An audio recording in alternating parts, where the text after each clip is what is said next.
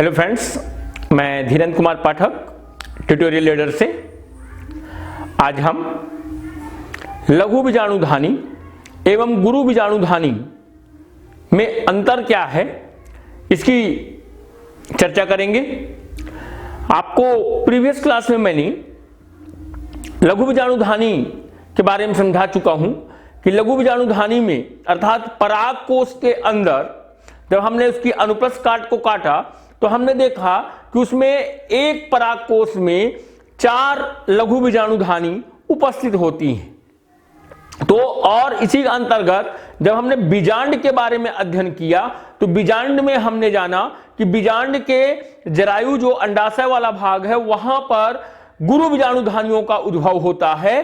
तो इन दोनों में अंतर क्या है और दोनों किस प्रकार से क्रियाशील होते हैं, इसके बारे में हम यहां पर अंतर के बारे में चर्चा करेंगे, जो सरल एवं शार्ट शब्दों में मैं आपको बताने का प्रयास किया है ताकि दोनों का आपको डेफिनेशन भी क्लियर हो जाए और दोनों में अंतर भी आपको क्लियर हो जाएगा।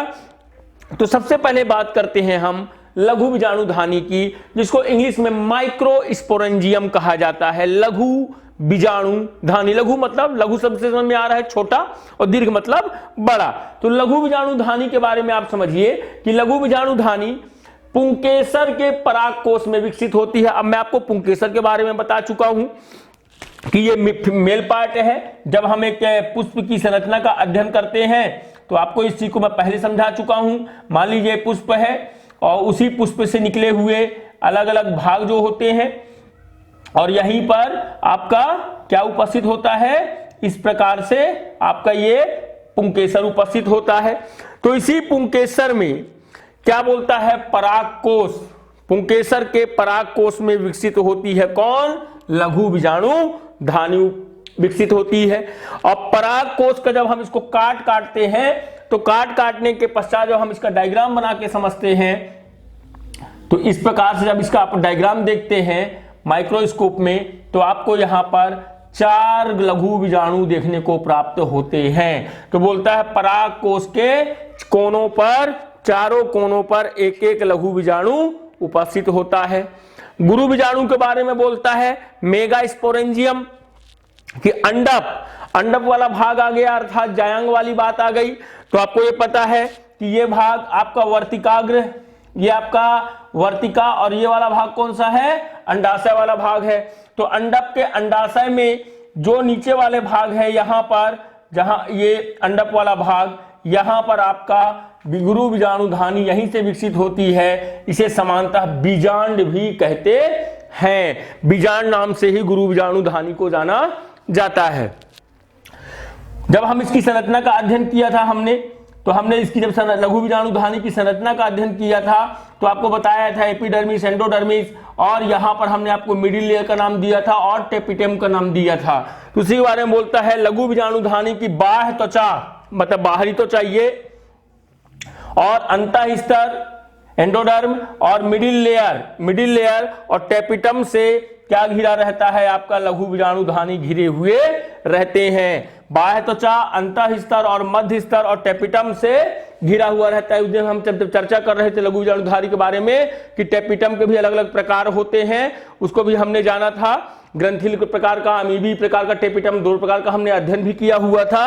तो टेपिटम से यह घिरा हुआ रहता है, जबकि गुरु बीजाणुधानी या बीजांड यह बाह्य और अंतः आवरण से जब हम इसकी आप संरचना का अध्ययन करते हैं जब आप देखेंगे बीजांड की संरचना का अध्ययन हमने जब किया था तो इस प्रकार से हमने इसको एक डायग्राम के माध्यम से समझाने का आपको प्रयास किया हुआ था कि यहाँ पर ये माइक्रोपाइल नाम दिया हुआ था और यहीं पर ये बाह्य त्वचा, चलाजा निभाग वाला भाग नीचे और चलाजा वाला भाग के बारे में बताया था। और यहीं पर बाह्य और अंतः अध्यावरण से आपका यह बीजांड घिरा हुआ रहता है।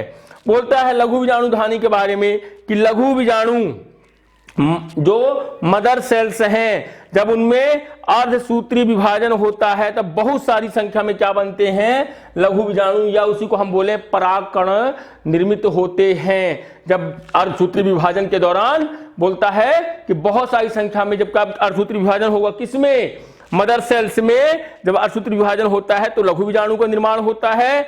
और गुरु बीजाणु में आपने पढ़ा था, इसे प्रीवियस क्लास में मैंने आपको भ्रूण के बारे में, भ्रूण कोष के बारे में अध्ययन किया था, वहां पर भी मैंने आपको समझाया हुआ था। पूरा यहाँ पर रिवाइज करते हैं कि गुरु बीजाणु धानी, गुरु बीजाणु मात्र कोशिका से जब असूत्र विभाजन होता है तो कितने बनते हैं? 4 बनते हैं। 4 बनते हैं और इसमें से 4 में से 3 क्या हो देते हैं? डीएक्टिव होते हैं। मात्र एक गुरु बीजाणु ही क्रियाशील रहता है और वही गुरु बीजाणु जो क्रियाशील होता है वही उस गुरु बीजाणु को क्या करता है? उसके विभिन्न क्रियाओं को संचालित करता है। तो इस प्रकार से हमने दोनों के बारे में जाना कि लघु बीजाणुधानी और गुरु बीजाणुधानी में क्या अंतर है, या दोनों को हमने डेफिनेशन के आधार पर भी समझ लिया कि लघु बीजाणुधानी कहां पर उपस्थित होती है और गुरु बीजाणुधानी कहां पर उपस्थित होता है। लघु बीजाणुधानी कितनी होती है इसको भी हमने जाना, गुरु बीजाणुधानी का काम क्या है इसको भी हमने जाना, किससे विकास होता है, किससे विकसित होती है, किस प्रकार का विभाजन पाया जाता है। इस अंतर में हमने दोनों लघु बीजाणुधानी और दीर्घ बीजाणुधानी के बारे में समझा हुआ है। Thank you.